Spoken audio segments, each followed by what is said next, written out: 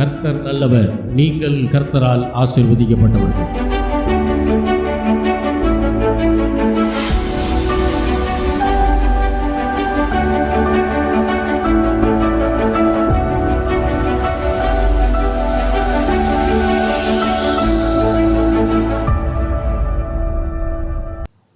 இப்பொழுது கர்த்தருடைய வார்த்தைக்கு நேராய் நாம் கடந்து செல்லலாம்.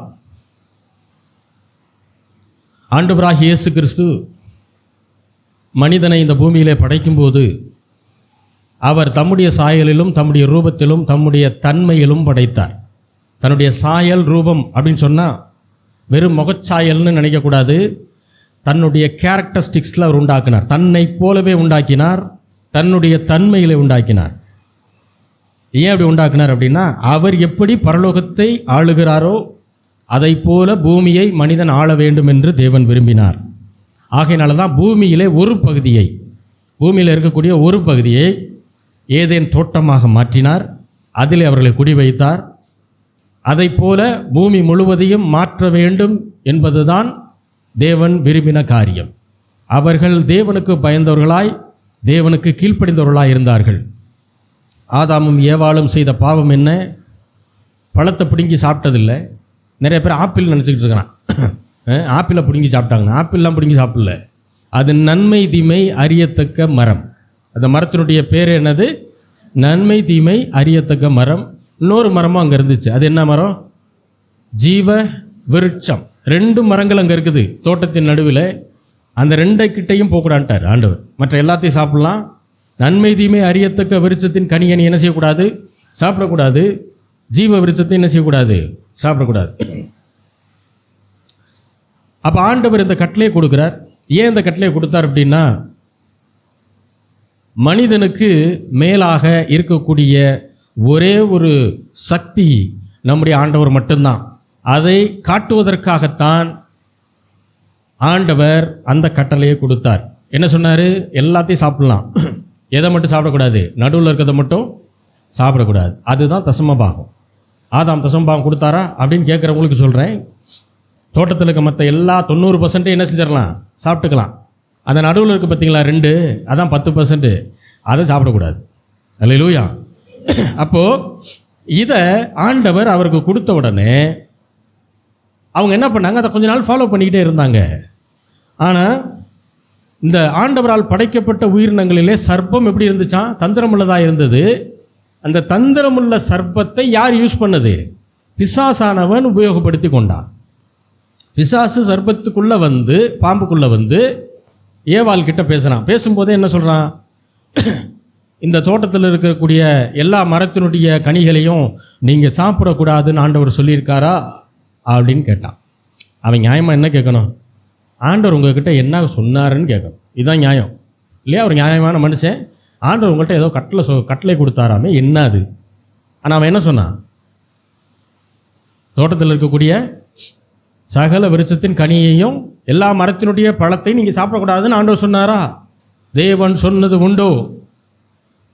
அப்போ தான் அந்த அம்மா சொல்கிறாங்க, இல்லை இந்த நடுவில் இருக்கிறத மட்டும் சாப்பிடக்கூடாதுன்னாரு. அப்போ தான் அவன் சொல்கிறான், அப்படிலாம் கிடையாது.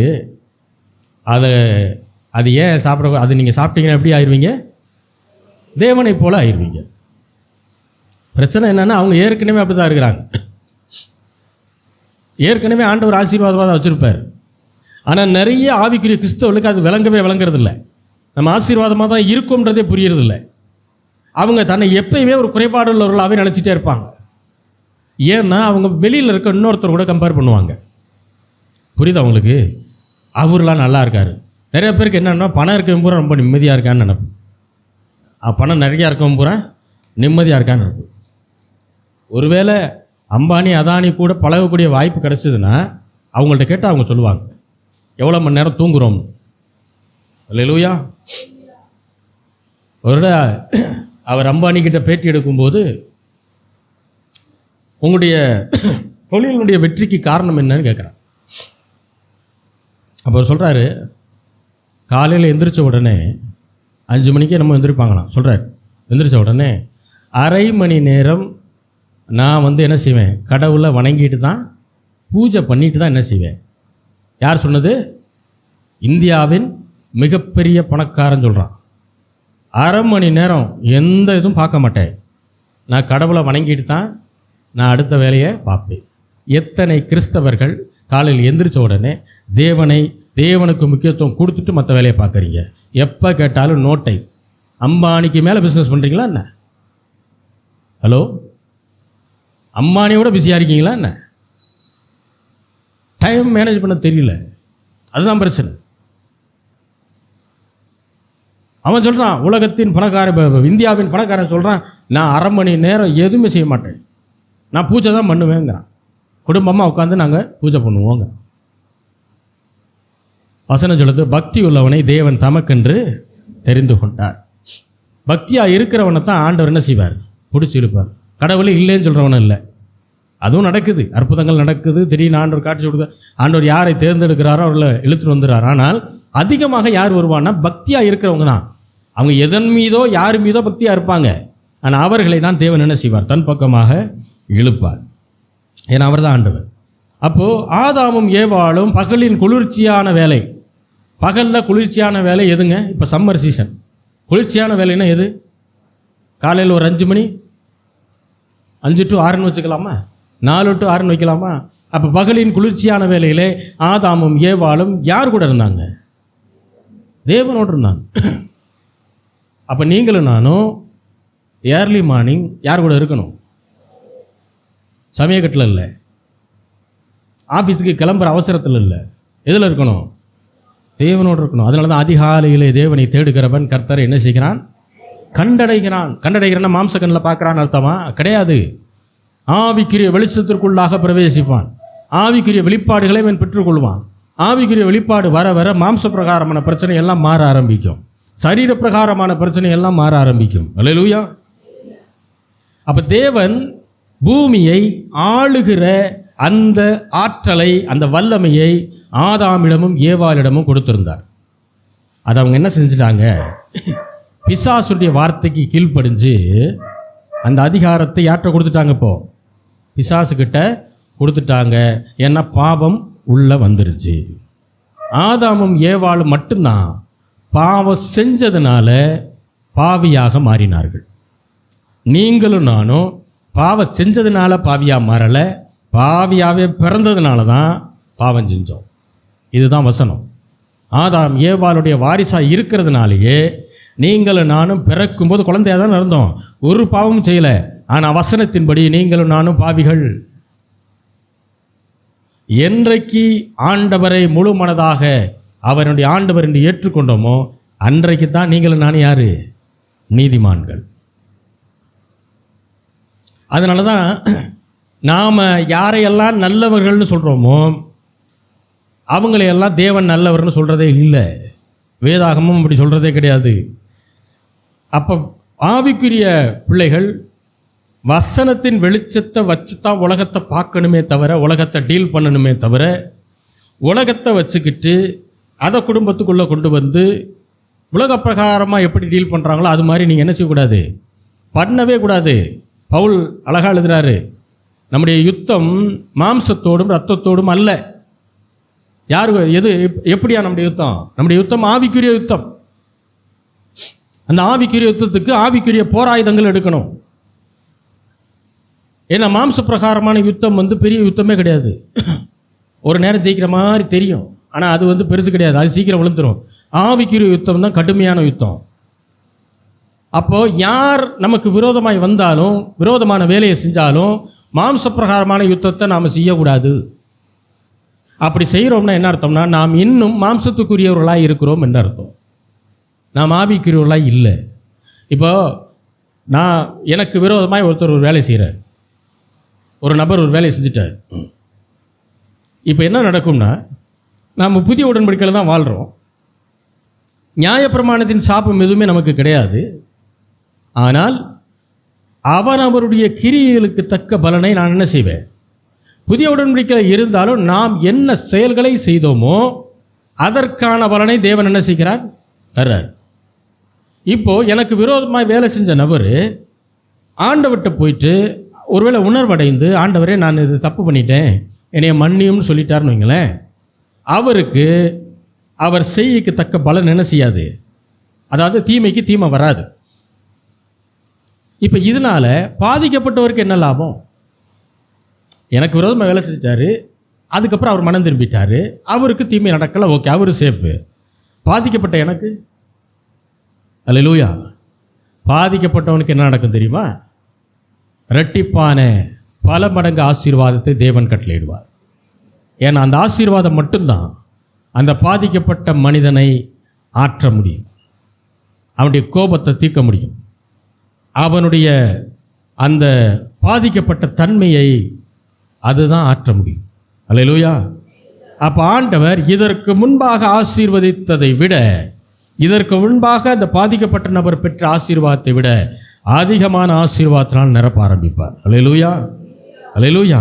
இதுதான் எனக்கும், இதுதான் உங்களுக்கும். அல்லேலூயா. அப்போ பாவத்தின் அடிமைத்தனத்துக்குள்ள மனிதன் போனதுக்கு பின்பாக இந்த உலகம் யாருக்குள்ளே போயிடுச்சு? பொல்லாங்கனுக்குள் போயிடுச்சு. உலகத்தின் பூமிக்கான அதிகாரத்தை தேவன் ஆதாமிடம் கொடுத்தார், ஏவாளிடம் கொடுத்தார். அவர்கள் அதை யார்கிட்ட கொடுத்துட்டாங்க? பிசாசிட்ட கொடுத்துட்டாங்க.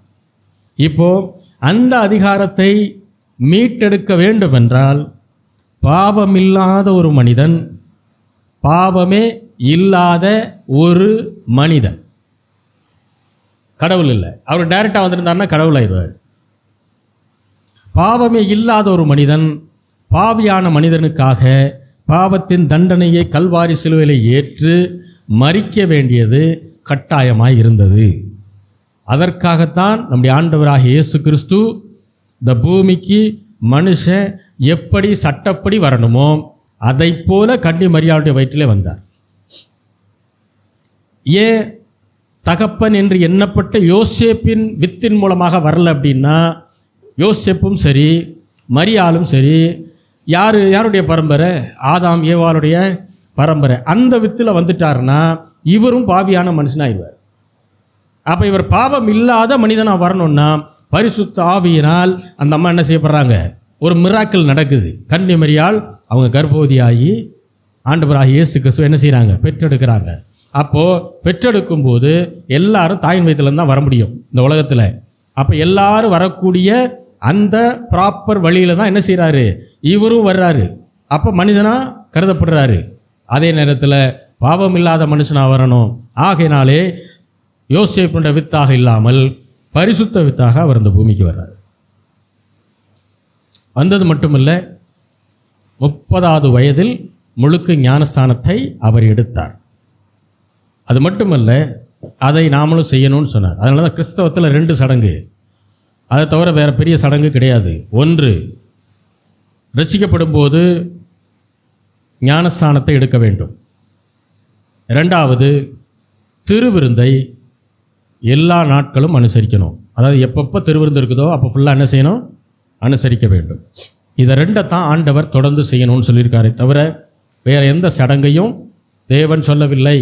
என்றால் இன்றைக்கி அநேகர் என்ன பண்ணுறாங்க? கிறிஸ்தவர்களில் ஒரு பகுதியினர் என்ன பண்ணுறாங்கன்னா, பாரம்பரியம் அப்படின்னு சொல்லிட்டு இஷ்டத்துக்கு அவங்க நினைக்கிறது, இதுக்கு முன்னாடி இருந்தவங்க சொன்னது, அதை எல்லாத்தையும் பண்ணிக்கிட்டே இருப்பாங்க. அது அல்ல, அது வசனத்திற்கு ஒத்ததாக இருக்கணும். அல்லேலூயா. வசனத்திற்கு ஒத்து இருக்கணும். அதாவது கிறிஸ்தவம் அப்படின்னாலே அது வேதத்தின் அடிப்படையில், கிறிஸ்துவின் அடிப்படையில், கிறிஸ்துவுடைய வார்த்தையின் அடிப்படையில், அதுதான் கிறிஸ்தவம். அதை விட்டுட்டு அதுக்கு சம்மந்தம் இல்லாத ஒன்றை நம்ம ஃபாலோ பண்ணுறோம், கேட்டால் பாரம்பரியம்னு சொல்கிறோம்னா அது பாரம்பரியம் கிடையாது. அல்லேலூயா. நான் கேட்குறேன், ஆண்டவர் எந்த சப்பரத்தை இழுத்துட்டு போனார் முன்னாடி ஆடிக்கிட்டு? சொல்லுங்கள் பார்ப்போம். ஆண்டவர் காலத்தில் பண்டிகை நாட்கள் இருந்துச்சா இல்லையா? பண்டிகையில் கொண்டாடினாங்களா இல்லையா? பண்டிகை நாட்களில் தேவாலயத்துக்கு போனாரா இல்லையா? எந்த சப்பரத்துக்கு முன்னாடி ஆடிக்கிட்டு போனார்? அப்போ பாரம்பரியம்னு சொல்லிட்டு இஷ்டத்துக்கு பண்ணுறது இல்லைங்க, அது கிடையாது. வசனத்தின் அடிப்படையில் இருக்கணும். அதுதான் வசனம் என்ன சொல்லுதோ அதுக்கு ஒத்ததாக இருக்கணும். நாம் பண்ணுற சடங்கோ நாம் பண்ணுகிற காரியமோ வசனத்திற்கு ஒத்த காரியமாக இருக்கணும். இல்லை எல்லாரும் பண்ணுறாங்க நானும் பண்ணுறேன்னா அதுக்கு பேர் விக்கிரக வழிபாடு. அல்லேலூயா. ஏன்னா சிலர் நினைக்கிறாங்க விக்கிரக வழிபாடு அப்படின்னா ஏதோ சிலை வழிபாடு மட்டும்தான். அதுவும் தான். ஆனால் புதிய உடன்படிக்கையில் இன்னொரு காரியத்தையும் என்ன சொல்கிறாரு? விக்கிரக வழிபாடுன்னு சொல்கிறார், சிலை வழிபாடுன்னு சொல்கிறார். அது என்னதுங்க? பொருளாசை. பொருளாசைன்னு என்ன? நிறைய பேர் பணம்னு நினைப்பீங்க. அதானே பணம், பொருள் மேலே ஆசையாக இருக்குது. தேவனை விட, ஆண்டவராகிய இயேசு கிறிஸ்துவை விட வேற எதற்கு நீங்கள் முக்கியத்துவம் கொடுத்தாலும் சரி, அதுக்கு பேர் பொருளாசை. சிலருக்கு அவங்க பிள்ளைகள் தான் யாரு? தேவன். அவங்க பிள்ளைகள் சொல்கிற வார்த்தை தான் என்னது? வேத வாக்கு கிடையாது. வேதம் சொல்கிறதான் வேத வாக்கு, தேவன் சொல்கிறதான் வேத வாக்கை தவிர உங்கள் பிள்ளைகள் அல்ல. பிள்ளைகளை நீங்கள் கடவுளாக்கிக்கிட்டு உங்கள் பிள்ளை சொல்கிறது பூரா கரெக்டுன்னு நினச்சிங்கன்னா அது மாதிரி முட்டாள்தனம் எதுவும் கிடையாது. அதுக்கு பேர் சிலை வழிபாடு. அதைத்தான் புதிய உடன்படிக்கையில் சொல்கிறாரு, பொருளாசை. சிலர் பிஸ்னஸ் பண்ணுவாங்க, டெய்லி கடை திறந்து வச்சு பிஸ்னஸ் பண்ணிகிட்டே இருப்பாங்க. ஞாயிற்றுக்கிழமை ஆராதனைக்கு போக மாட்டான், கிறிஸ்தவனாக இருப்பான், போக மாட்டான். ஏன் தெரியுமா? ஞாயிற்றுக்கிழமை நம்ம திறந்து வச்சா இன்னும் கொஞ்சம் கூட வியாபாரம் நடக்கும். 3 வருஷத்தில் கூடவே அப்போலோவில் போய் அட்மிட் ஆகு. ஏன்? ஓய்வு இல்லாமல் உழைச்சதனுடைய விளைவு என்னாகும்? இந்த இருதயம் என்ன செய்யும்? லேசாக கொஞ்சம் அடைச்சி அப்படி வெளியே விடும். அப்போ என்ன ஆகணும்? அப்போலோவில் போயோ இல்லை வேறு எங்கேயாவது போயோ அட்மிட் ஆகணும். 5 லட்ச ரூபா மொத்தமாக ஞாயிற்றுக்கிழமை பூரா சம்பாரிச்ச பாரு, அம்பிட்டு மொத்தமாக அங்கே இழுத்துட்டு போகும். ஒரு ஆவிக்குரிய கிறிஸ்தவனாக இருந்தால் தேவனுக்கு யார் இருந்தாலும் சரி, எது இருந்தாலும் சரி, முதல்ல ஆண்டவருக்கு முக்கியத்துவம் கொடுக்கணும். அதற்கான வழிகளில் பயணிக்கணும். அது ரொம்ப முக்கியம். அதைத்தான் ஆண்டவர் விரும்புகிறார். முதலாவது உன் தேவனாகிய கர்த்தரிடத்தில் என்ன செய்யணுமா? உன் முழு இருதயத்தோடும், முழு ஆத்மாவோடும், முழு பலத்தோடும் என்ன செய்யணும்? முழு சிந்தையோடும் அன்பு கூறுவாயாக. அதுக்கப்புறம் தான் சொல்கிறாரு, உன்னை நேசிப்பது போல பிறனையும்.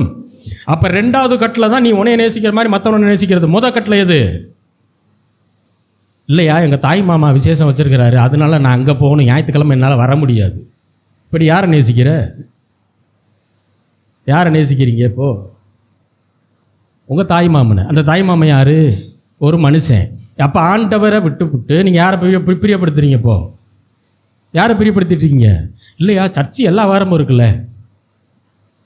அவங்களுக்கு நினைப்பு என்னென்னா, சர்ச்சு எல்லா வாரமும் இருக்குல்ல. சர்ச்சுக்கு வர முடியாத நாட்கள் இருந்துச்சா இல்லையா? வந்துச்சா இல்லையா அந்த உலகத்தில்? அப்போ சர்ச்சுக்கு போகணும்.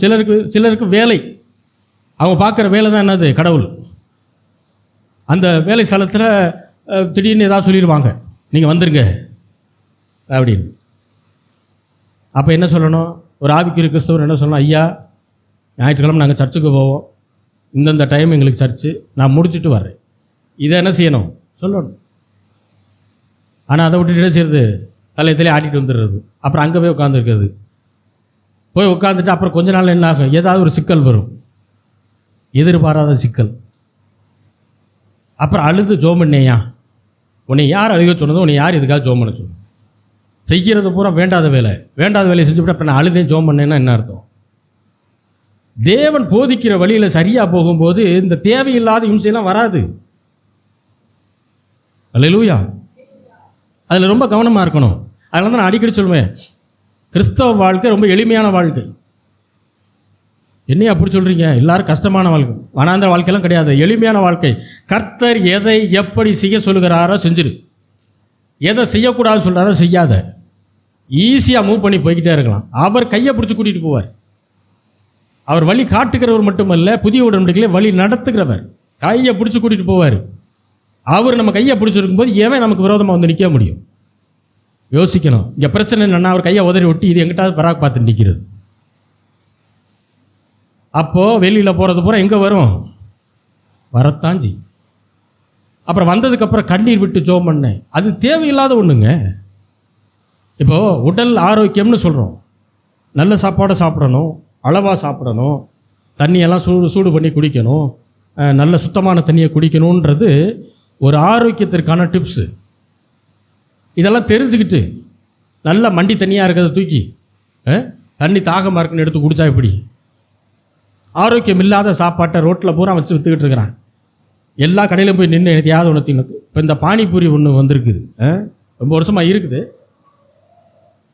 எந்த பெண் பிள்ளைகளுக்கு கேட்டாலும் எனக்கு பானிபூரி தான் பிடிக்கும். செய்கிற இடத்த தயவு செய்து போய் பார்த்துரு. அவன் அதை எப்படி செய்கிறான்னு பார்த்தீங்கன்னா வாழ்க்கையில் ஜென்மத்துக்கு என்ன செய்ய மாட்டேன், பானிபூரி எதுவும் தொடவே மாட்டேன். நீ சில வீடியோக்கள்லாம் வருது, பார்த்தீங்கன்னா தெரியும். காலில் பிசைகிறாங்க அம்புட்டையும், அதை எடுத்து இது வாயில் போட்டு தின்னுக்கிட்டு இருக்குது.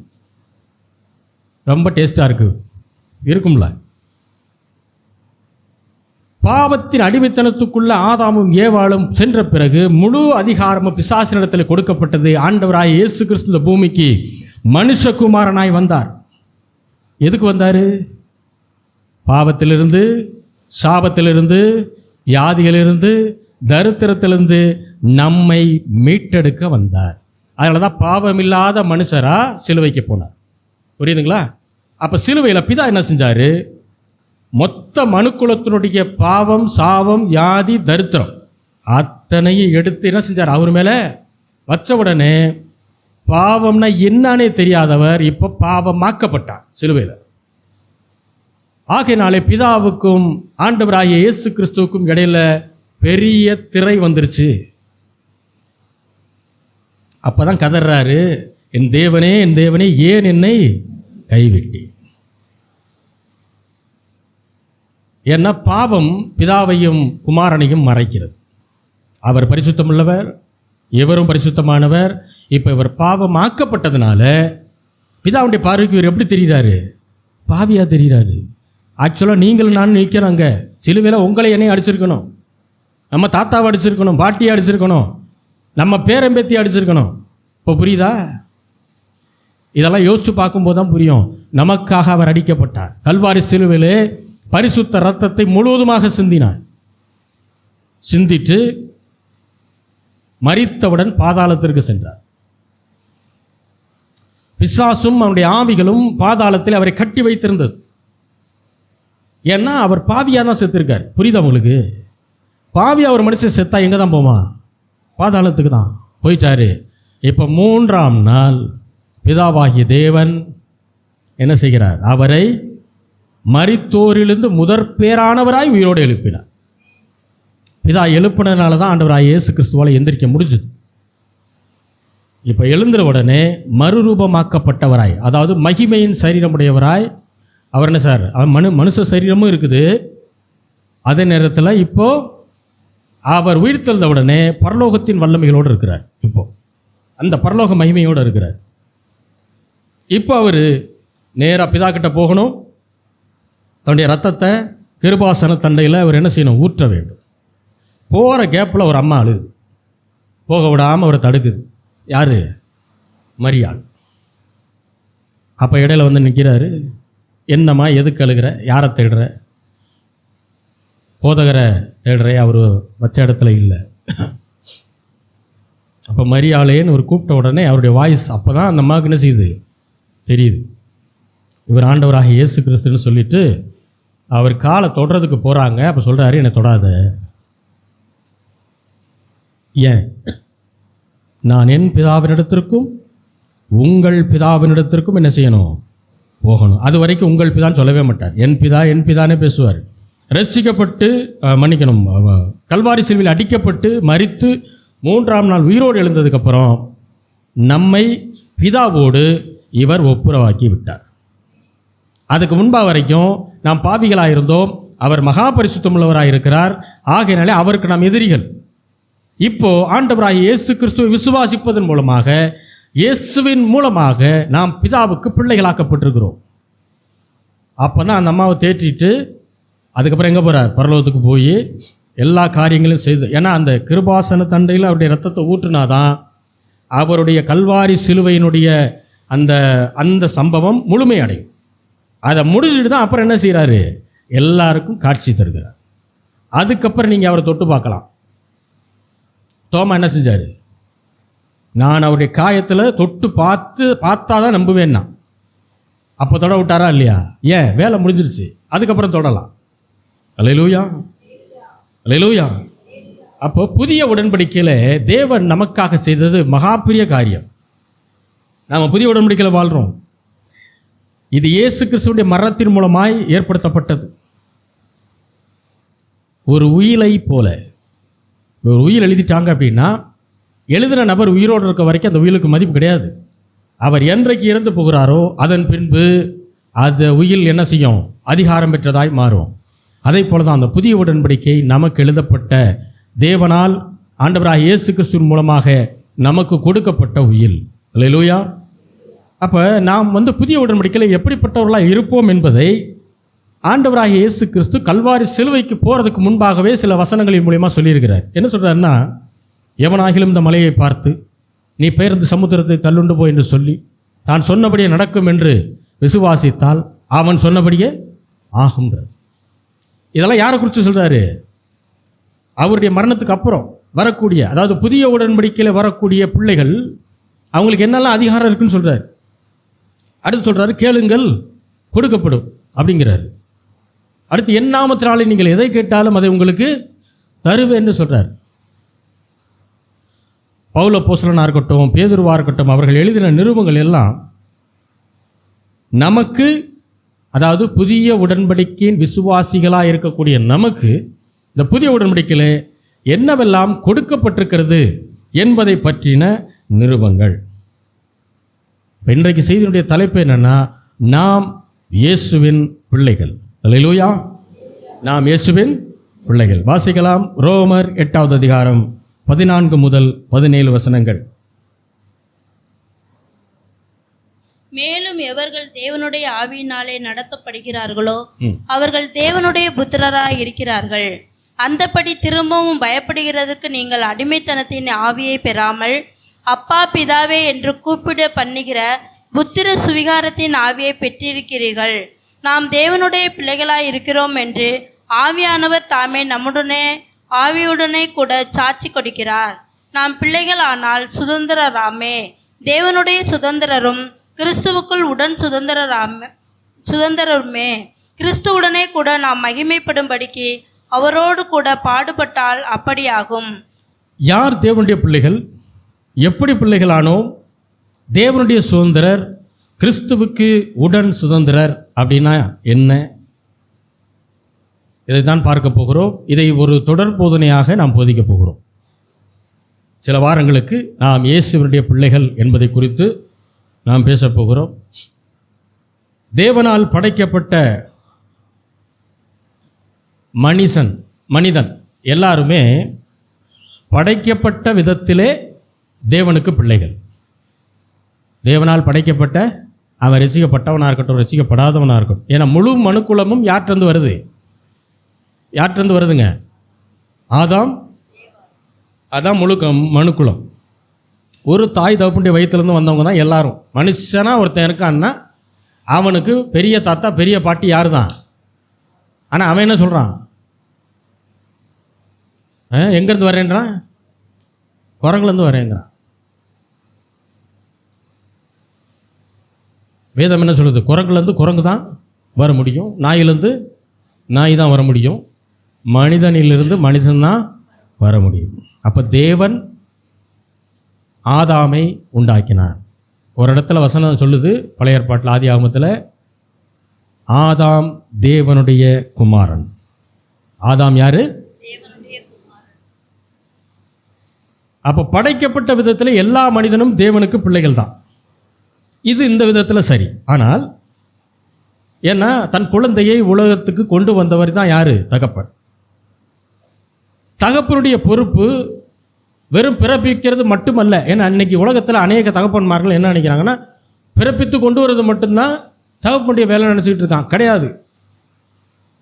பிள்ளைகளை என்ன செய்யணும்? கரெக்டாக போஷிக்க வேண்டும், பிள்ளைகளை பராமரிக்கணும், பிள்ளைகளுடைய தேவைகளை என்ன செய்யணும்? சந்திக்கணும், பிள்ளைகளை பாதுகாக்கணும். இது எல்லாம் ஒரு நல்ல தகப்பனுடைய வேலை. வெறும் பிறப்பிப்பது மட்டுமல்ல. அதுதான் அமெரிக்க தேசங்கள்லாம் இன்றைக்கும் திருமணம் செஞ்சுக்கலாம். பிள்ளை பிறப்பிக்கணும் அப்படின்னா அந்த பிள்ளைக்கு தேவையான அத்தனையும் அவங்க வீட்டில் இருக்கணும். அது இருந்தால் மட்டும்தான் அவங்க பிள்ளையை பெற்றுக்க முடியும். பிள்ளைக்கு தேவையான பொம்மையிலேருந்து, பால் பாட்டிலிருந்து, அதுக்கு தேவையான உணவுலேருந்து, அதற்கு தேவையான ரூமில் இருந்து, இது எல்லாம் இருந்தால் மட்டும்தான் குழந்தைய பெற்றுக்க முடியும். இந்தியா மாதிரி கிடையாது. இது இல்லாமல் குழந்தைய பெற்றுக்கிட்டா குழந்தை எங்கே போயிடும்? அவங்க வச்சுருக்கிற ஹோமுக்கு போயிடும். பெற்றவங்க 2 பேரும் எங்கே போயிடுவாங்க? ஜெயிலுக்கு போயிடுவாங்க. இது ஆண்டவருடைய சிஸ்டம். ஆண்டவர் எப்படி சொல்ல முடியும்னா, மனிதனை இந்த பூமியிலே கொண்டு வருவதற்கு முன்பாக மனிதனுக்கு தேவையான அத்தனை காரியத்தையும் அவர் ஏற்படுத்தி வைத்து விட்டு தான் கடைசியாக மனுஷனை கொண்டு வந்தார். இப்போ மனுஷன் உள்ளே வந்த உடனே சுற்றி முற்றி பார்க்குறான், அவனுக்கு எல்லாமே இருக்குது. அதுதான் நம்ம ஆண்டவர். நீங்கள் வேண்டிக் கொள்ளும் முன்பதாகவே உங்களுக்கு இன்னது தேவை என்று அவர் அறிந்து வைத்திருக்கிறார். மட்டுமல்ல, அதை சந்திக்க வல்லமையுள்ளவராக இருக்கிறார். விசுவாசித்தால் பெற்றுக்கொள்வீர்கள். ஆமென்.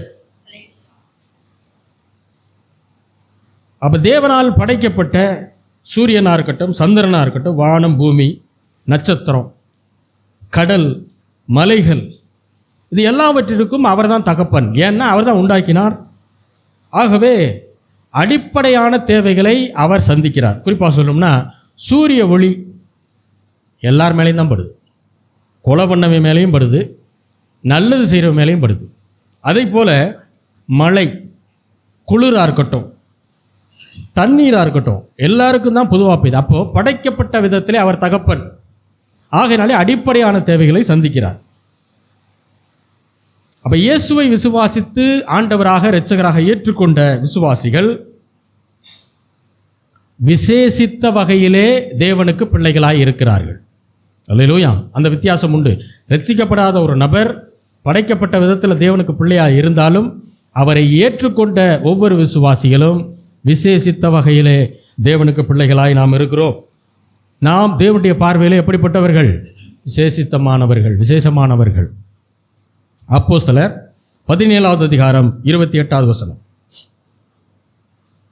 ஏனெனில் அவருக்குள் நாம் நிலைத்திருக்கிறோம், அசைகிறோம், இருக்கிறோம். அப்படியே உங்கள் புலவர்களிலும் சிலர் நாம் அவருடைய சந்ததியார் என்று சொல்லி இருக்கிறார்கள். பவுல் அப்போஸ்தலன் அத்தனை என்கிற பட்டணத்தில் பிரசங்கம் பண்ணுகிறார். அது விக்கிரகங்களால் நிறைந்திருக்கிறது. நிறைய கோயில்கள் அங்கே இருக்குது. அதில் ஒரு கோயிலில் விக்கிரகமே இல்லை. அங்கே என்ன எழுதப்பட்டிருக்கு அப்படின்னா, அறியப்படாத தேவனுக்கு அப்படின்னு எழுதப்பட்டிருக்குது. அதாவது அந்த அந்த அந்த மக்கள் என்னன்னு ரொம்ப நல்லவர்கள். அவன் வணங்குற எல்லா கடவுள் என்று சொல்லப்படுகிற எல்லா விக்கிரகத்துக்கும் ஒரு கோயிலை கட்டிடுறான். கட்டிட்டு அவனுக்கே இப்போ டவுட் ஆயிடுது, ஒருவேளை நமக்கே தெரியாத ஒரு கடவுள் இருந்து அவருக்கு நம்ம கோயில் கட்டாமல் விட்டுட்டா அது சாபக்கடா போயிடும். அதனால தெரியாத கடவுளுக்கு ஒரு கோயில் அப்படின்னு சொல்லி கட்டிட்டான். இப்போ இதை பார்த்துட்டு பவுல் அப்போஸ்தலன் அந்த அத்தனை பட்டணத்தில் போய் பார்த்துட்டு அவங்கக்கிட்ட பேசும்போது சொல்கிறாரு, அறியப்படாத தேவனுக்கு ஒரு கோயில் கட்டியிருக்கீங்க, அதை நான் பார்த்தேன், அந்த கடவுளை பற்றி சொல்கிறதுக்கு தான் நான் வந்தேன் அப்படின்னு சொல்லி பிரசங்கத்தை ஆரம்பிக்கிறார். இப்போ அதில் பேசிக்கிட்டே இருக்கும்போது சொல்கிறாரு, அவருக்குள்ளாக நாம் பிழைக்கிறோம், அசைகிறோம், இருக்கிறோம். அப்படியே உங்கள் புலவர்களில் சிலர், நீங்கள் ஞானிகள்னு சொல்கிறீங்க இல்லையா, நீங்கள் புலவர்கள், உங்கள் இதிகாசங்கள் எழுதுனாங்க இல்லையா புலவர்கள், அவங்க என்ன சொல்லியிருக்காங்க? நாம் அவருடைய சந்ததி என்று சொல்லியிருக்காங்க. அதாவது நாம் கடவுளுடைய பிள்ளைகள் என்று அவங்க சொல்லியிருக்கிறாங்களே அப்படிங்கிறத அவர்களுக்கு எடுத்து காட்டுறார். யோவான் 8வது அதிகாரம் 44வது வசனம். யோவான் 8:44. நீங்கள் உங்கள் பிதாவாகிய பிசாசானவனால் உண்டானவர்கள், உங்கள் பிதாவினுடைய இச்சைகளின்படி செய்ய மனதாய் இருக்கிறீர்கள். அவன் ஆதி முதற்கொண்டு மனுஷ கொலைபாதகனாய் இருக்கிறான். சத்தியம் அவனிடத்தில் இல்லாதபடியால் அவன் சத்தியத்திலே நிலை நிற்கவில்லை. அவன் பொய்யனும் பொய்யுக்கு பிதாவுமாய் இருக்கிறபடியால் அவன் பொய் பேசும் போது தன் சொந்தத்தில் எடுத்து பேசுகிறான். பாருங்க, இங்க ஆண்டவருக்கும் பரிசேயர்களுக்கும் ஒரு வாக்குவாதம் நடக்குது. அப்ப ஆண்டவர் என்ன சொல்றாரு? பரிசேயர்களை பார்த்து, நீங்கள் உங்கள் பிதாவாகிய பிசாசினால் உண்டானவர்கள்ட்டார். ஆக்சுவலாக படைக்கப்பட்ட விதத்தில் எல்லாரும் தேவனுடைய பிள்ளைகள் நம்ம சொல்கிறோம், அது உண்மைதான். ஆனால் அவரை யாரெல்லாம் ஏற்றுக்கொண்டிருக்கிறார்களோ அவர்கள் விசேஷித்த வகையிலே தேவனுக்கு ரொம்ப விசேஷமானவர்கள். ஆனால் இங்கே ஆண்டவர் சொல்கிறாரு, நீங்கள் உங்கள் பிதாவாகிய பிசாசினால் உண்டானவர்கள். அப்போ எல்லாருமே தேவனுடைய பிள்ளைகள்னு சொல்லும்போது கேட்க சந்தோஷமாக இருக்குது, மகிழ்ச்சியாக இருக்குது. ஆனால் சிலர் கொலை செய்கிறாங்க, கொள்ளை அடிக்கிறாங்க, இச்சைகள், பெருமை, பொருளாசை, இது எல்லாத்தோடையும் இருக்கிறாங்க. இவர்கள் எப்படி கடவுளுடைய பிள்ளையாக மாற முடியும்? எப்படி கடவுளுடைய பிள்ளைகள் என்று எண்ணப்பட முடியும்? அப்போ தேவனால் படைக்கப்பட்ட மனிதன் ஒரு கட்டத்திலே பிசாசை தன்னுடைய தேவனாக ஏற்றுக்கொண்டதனுடைய விளைவு தான் இது. பாவம் என்கிற பிசாசனுடைய சக்தி ஆதாமை ஆட்கொண்டதின் விளைவாக சந்ததி சந்ததியாக மனிதன் பாவியாக மாறிவிட்டான். வாசிக்கலாம், யோவான் 8வது அதிகாரம் 44 முதல் 47 வசனங்கள் வாசிக்கலாம். நீங்கள் உங்கள் பிதாவாகிய பிசாசானவனால் உண்டானவர்கள், உங்கள் பிதாவினுடைய இச்சைகளின்படி செய்ய மனதாய் இருக்கிறீர்கள். அவன் ஆதி முதற்கொண்டு மனுஷ கொலைபாதகனாய் இருக்கிறான். யாரு அவன்? ஆதி முதற்கொண்டு மனுஷ கொலைபாதகன்னா யாரு? அந்த அவன் யாரு? பிசாசு. ஆதி முதல்னா ஸ்டார்டிங்ல இருந்து. இப்போ மனுஷ கொலைபாதகன்னா அவன் யாரை கொன்னான்? ஆதாம் எவ்வளவு கொண்டுட்டானா? கொல்றது அப்படின்னா சரீர பிரகாரமாய் கொள்ளுவது அல்ல. அவன் எதை செஞ்சான்? ஆவிக்குரிய ரீதியிலே தேவனுக்கும் மனிதனுக்கும் இடையே இருந்த நல்ல உறவை என்ன செஞ்சிட்டான்? கெடுத்து துண்டித்து விட்டான். அப்படி துண்டித்து விட்டதுனால மனுஷன் இப்போ என்ன ஆயிட்டான்? அதுதான் மனுஷ கொலைபாதகம். அடுத்து, சத்தியம் அவனிடத்தில் இல்லாதபடியால் அவன் சத்தியத்திலே நிலை நிற்கவில்லை. பாருங்க, சத்தியத்திற்கும் பிசாசுக்கும் எந்த சம்பந்தமும் இல்லை. சத்தியம்னா என்ன? நமக்கு புரியுற பாஷையில் சொல்லணும்னா உண்மை. ஆண்டவர் சொன்னாரு, நானே வழியும் சத்தியமும் ஜீவனுமாய். அப்ப பிசாசு ஆண்டவருக்கு அப்படி ஆப்போசிட். அப்போ பிசாசுகிட்ட சத்தியமே இல்லை, உண்மையே இல்லை. வாசிங்க. அவன் பொய்யனும் பொய்யுக்கு பிதாவுமாய் இருக்கிறபடியால். அவன் பொய்யன் மட்டுமல்ல, பொய்க்கு பிதா. அவன் பொய் பேசும்போது தன் சொந்தத்தில் எடுத்து பேசுகிறான். அவன் பொய் பேசும்போது தன்னுடைய சொந்தத்தில் எடுத்து, தோட்டத்தில் உள்ள சகல விருட்சத்தின் கனியையும் புசிக்கக்கூடாது என்று தேவன் சொன்னது உண்டோ? அதான் பொய். அப்போ அவன் யாரா இருக்கிறான்? பொய்யனா இருக்கிறான், பொய்க்கு. அப்போ பொய் பேசுகிறவர்கள் யாரு? ஏன்னா சிலர்லாம் பார்த்துக்க வாயை திறந்தாலே பொய். யார்கிட்ட எது பேசினாலும் பொய் பொய் பொய் பொய். கொஞ்சம் கூட சத்தியம் கிடையாது. நான் சொல்றது ரசிக்கப்பட்டவர்களை சொல்கிறேன். ரசிக்கப்படாதவன் உலகத்தான் எதையோ பேசிட்டு போகிறான், அவனுக்கு சத்தியம் தெரியல. சத்தியத்தை அறிந்து கொண்ட கிறிஸ்தவ மக்களில் சிலர் வாயை திறந்தாலே போய் தான் பேசுகிறாங்க. எல்லார்கிட்டையும் போய். நல்லா புரிஞ்சுக்கணும், பொய் பேசுகிற ஆட்கள்லாம் நல்லா கவனிச்சுக்கணும். நாம் பொய் பேசுகிறோம் அப்படின்னா நாம் பொய்யர்களும் பொய்க்கு பிதாவுமாக இருக்கக்கூடிய பிசாசினால் உண்டானவர்களாய் இருக்கிறோம். அல்லேலூயா. அடுத்து வாசிங்க. நான் உங்களுக்கு சத்தியத்தை சொல்லுகிறபடியினாலே நீங்கள் என்னை விசுவாசிக்கிறது. இப்போ ஆண்டவர் சொல்றாரு பாருங்க, நான் உங்களுக்கு சத்தியத்தை பேசுகிறேன், ஆகையினால நீங்கள் என்ன செய்ய மாட்டேங்கிறீங்க? என்ன விசுவாசிக்க மாட்டேன். ஏன்னா நீங்கள் யாரு? பொய் பேசுகிற கூட்டம். அந்த பொய் பேசுகிற கூட்டம் யார்கிட்ட வந்துச்சு? உங்கள் பிதா யாரு? பிசாசு. ஆகையினால உங்களுக்கும் உண்மைக்கும் சம்பந்தம் இல்லை. நான் சத்தியத்தை பேசுனா நீங்கள் அதை கேட்க மாட்டீங்கிறார். அடுத்து, என்னிடத்தில் பாவம் உண்டென்று உங்களில் யார் என்னை குற்றப்படுத்த கூடும்? என்கிட்ட பாவம் இருக்குன்னு உங்களை யாராவது குற்றப்படுத்த முடியுமா? இந்த கேள்வியை நம்ம யாருமே கேட்கவே முடியாது. எதையாவது ஒரு பொய்யை பேசியிருப்போம், என்னத்தையும் அவனை செஞ்சுருப்போம், நம்மளை அறியாமலே செஞ்சுருப்போம். ஆண்டவர் பாருங்க எவ்வளவு பரிசுத்தமுள்ள தேவனாய் இருந்தா அவர் கேட்கிறாரு, என்னிடத்திலே பாவம் உண்டென்று உங்களில் யார் என்னை குற்றப்படுத்த முடியும்? வாசிங்க. நான் சத்தியத்தை சொல்லி இருக்க நீங்கள் ஏன் என்னை விசுவாசிக்கிறதில்லை? அடுத்து, தேவனால் உண்டானவன் தேவனுடைய வசனங்களுக்கு செவி கொடுக்கிறான். இதுதான் சத்தியம். யார் தேவனுடைய வார்த்தைக்கு கீழ்ப்படுகிறானோ அவன் தேவனால் உண்டானவன். அல்லேலூயா. அல்லேலூயா. தேவனுடைய வசனத்தை கேட்டும் அதற்கு கீழ்ப்படியாத ஆளு தேவனால் உண்டானவன் அல்ல. இந்த வசனத்தின்படி தேவனுடைய வசனத்திற்கு யார் கீழ்ப்படுகிறானோ, யார் அதை கேட்கிறானோ, யார் அதை கீழ்ப்படுகிறானோ அவன் தான் யாரு? தேவனால் உண்டானவன். இதை நான் சொல்லல, அவர் தான் சொல்றாரு. நீங்கள் தேவனால் உண்டாயிராதபடியினால் செவி கொடாமல் இருக்கிறீர்கள் என்றார். போதும், நீங்கள் தேவனால் உண்டாகவில்லை, ஆகையினால் என்ன செய்ய மாட்டேங்கிறீங்க? நான் சொல்றதை கேட்க மாட்டேங்கிறீங்க. அல்லேலூயா. அல்லேலூயா. யாரை பார்த்து சொன்னாரு? பரிசேயர்கள். இந்த பரிசேயர்ன்றது யாரு? யூதர்கள் தான். ரசிக்கப்படாத யூதர்கள், ஆண்டவர் என்று ஏற்றுக்கொள்ளாதவர்கள், ஒரு வகையில் அவங்க யார்? ஆண்டவருக்கு ஏதோ ஒரு விதத்தில் சொந்தம். ஹலோ, ஒரே இனம்னா எங்கேயாவது போய் என்ன செய்யாது? சொந்தத்தில் தான் வரும். புரியுதா உங்களுக்கு? தூரத்து சொந்தம், பக்கத்து சொந்தம்லாம் சொல்கிறோம்ல, அது மாதிரி இந்த பரிசேயனில் ஒருத்தன்லாம் என்ன செஞ்சுருப்பான்? இவருக்கு ஏதோ ஒரு வகையில் எங்கேயோ ஒரு வகை சொந்தமாக தான் இருப்பான். அவங்கள பார்த்தா சொல்கிறாரு, நீங்கள் தேவனால் உண்டாயிராதபடியினால் செவி கொடுக்காமல் இருக்கிறீர்கள். எதற்கு? தேவனுடைய வசனம். அப்போ தேவனுடைய வசனத்திற்கு செவி கொடுக்காதவன் யாரு? தேவனால் உண்டாகவில்லை. அப்போ உலகத்தான் ரட்சிக்கப்படாதவே ஆண்டுடைய வார்த்தைக்கு கீழ்ப்படிவானா? கீழ்ப்படியாதனால அவன் யாரு? தேவனால் உண்டாகவில்லை. ரட்சிக்கப்பட்டவர்கள் தேவனுடைய வசனத்துக்கு கீழ்ப்படிஞ்சாதான் அவங்க யாரு? தேவனால். ஏன்னா விசுவாசம் இருந்தால் தான் கீழ்ப்படிதல் வரும்.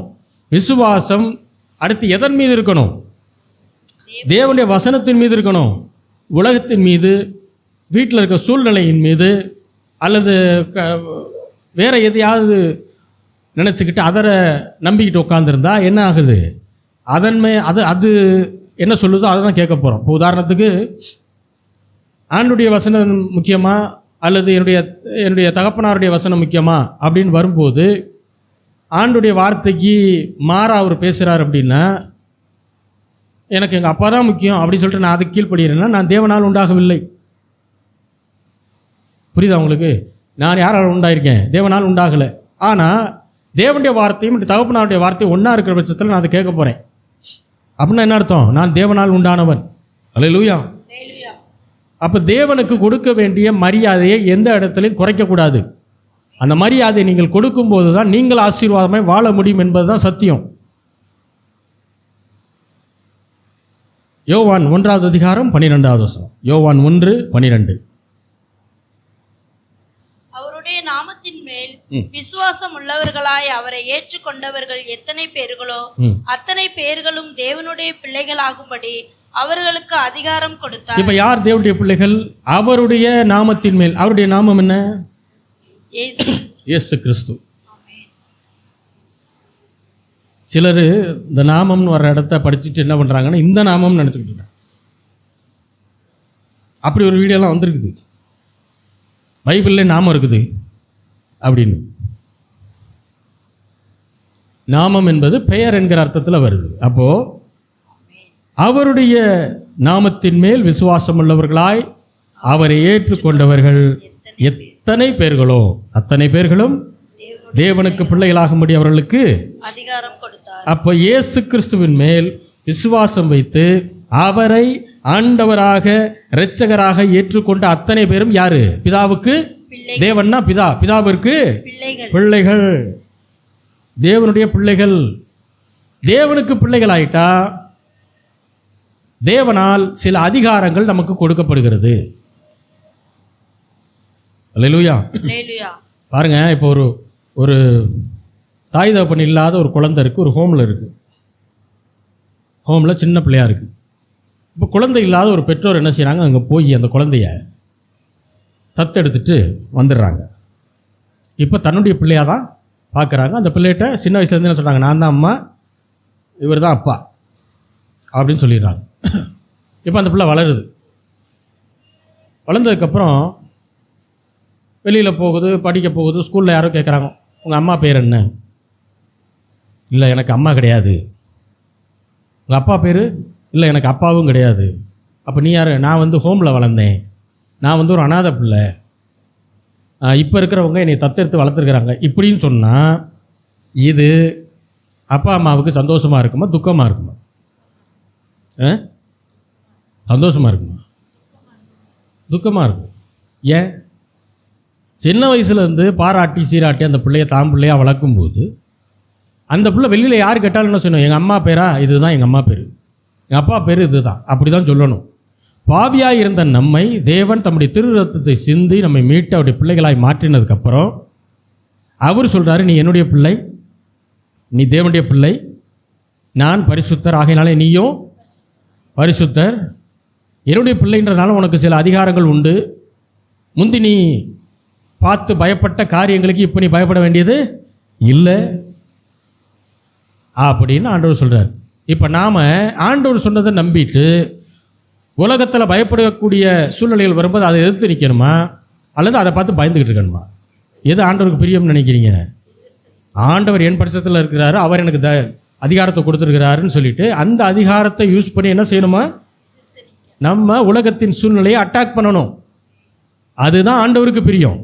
அல்லேலூயா. ஏன்னா அவருடைய நாமத்தின் மேல் நாம் விசுவாசம் உள்ளவர்களாக இருக்கிறோம். வாசிக்கலாம் யோவான் 17:9. யோவான் 17:9. நான் அவர்களுக்காக வேண்டிக் கொள்கிறேன், உலகத்துக்காக வேண்டிக் கொள்ளாமல் நீர் எனக்கு தந்தவர்களுக்காக வேண்டிக் கொள்கிறேன், அவர்கள் உம்முடையவர்களாய் இருக்கிறார்கள். ஆண்டவராகிய இயேசு கிறிஸ்து பிதாவினிடத்தில் ஜெபம் பண்றாரு, நான் அவர்களுக்காக வேண்டிக் கொள்கிறேன், உலகத்துக்காக வேண்டிக் கொள்ளல. அந்த அவர்கள் யாருன்றதை அவரே சொல்றாரு, நீர் எனக்கு தந்தவர்களுக்காக என்ன செய்கிறேன். இதுதான் ஒரு ஊழியக்காரருடைய வேலை. ஆண்டவர் எனக்கு இந்த சபையில் எத்தனை ஆத்துமாக்களை கொடுத்துருக்காரோ அவர்களுக்காக வேண்டிக் கொள்வது என்னுடைய வேலை. வெளியில் போனவங்களுக்காக இல்லை. ஜெபிக்கிறோன்னா ஜெபிக்கலாம், ஆனால் அது ரூலில் வராது. புரியுதா உங்களுக்கு? என்னுடைய சர்ச்சில் யார் இருக்காங்களோ அவர்களுக்கு நான் பொறுப்பு. அது என் வேலை, நான் செஞ்சு தான் ஆகணும். அதை நீங்கள் கேட்டாலும் நீங்கள் கேட்கலைனாலும் நான் அதை செய்து கொண்டு தான் இருக்க வேண்டும். அது என்னுடைய டியூட்டி. ஆனால் மற்றவர்களுக்காக ஜெபிக்க வேண்டிய கடமை எனக்கு என்ன செய்யாது. என்னை ஆண்டவர் கொஸ்டின் பண்ண மாட்டார். நான் ஜெபம் பண்ணலாம், அவளுக்காக ஜெபம் பண்ணாமலும் இருக்கலாம். ஏன்னா அவர்கள் எந்த சபைக்கு போகிறார்களோ அங்கே இருக்கிற ஊழியக்காரர் தான் என்ன செய்வார், அவர்களுக்கான பொறுப்பு. அல்லேலூயா, அல்லேலூயா. அப்போ ஆண்டவர் சொல்கிறாரு, நீர் எனக்கு தந்தவர்களுக்காக நான் என்ன செய்கிறேன், வேண்டிக் கொள்கிறேன். ஏன்னா அவர்கள் யாரா? அவர்கள் உம்முடையவர்கள். அப்போ நாமெல்லாம் யார்? நமக்காக ஆண்டவர் பரலோகத்திலே பரிந்து பேசி கொண்டிருக்கிறார். பிதாவினிடத்திலே பரிந்து பேசுகிற ஜபத்தை செய்து கொண்டிருக்கிறார். நமக்காக அவர் வாதாடிக்கிட்டு இருக்கார். அவர் வக்கீல் மாதிரி நின்று, பிதா வந்து ஜட்ஜு, அவர் வக்கீல் மாதிரி நின்று என்ன செய்கிறார், நமக்காக லீகல் பாயிண்ட்லாம் எடுத்து பேசுகிறார். அப்போது ஏன்னா நாமெல்லாம் யாரா? அவருடையவர்கள். யாருடையவர்கள்? பிதாவினுடையவர்கள்.